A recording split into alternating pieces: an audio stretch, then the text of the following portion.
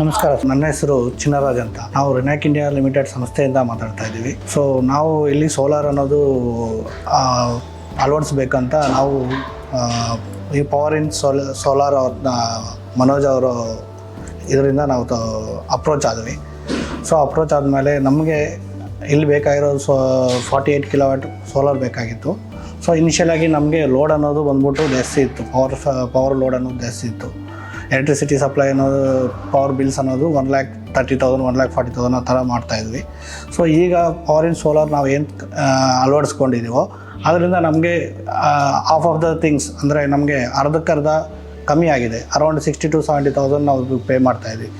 Same ಇದೇ ಥರ ನಾವು ಮುರ್ಬಾದ್ ಫ್ಯಾಕ್ಟ್ರಿಲೂ ನಾವು ಮಾಡಿದ್ದೀವಿ. ಅದು ಅರೌಂಡ್ 700 ಕಿಲೋವಾಟ್ ಯೂಸ್ ಮಾಡಿದ್ದೀವಿ. ಅಲ್ಲಿ ಬಂದು ಅರೌಂಡ್ 3.5 lakhs 4 lakhs ಆ ಥರ ಬಿಲ್ ಬರ್ತಾಯಿತ್ತು. ಈಗ ಅರೌಂಡ್ 1.8 1.9 lakhs ಆ ಥರ ಇದೆ.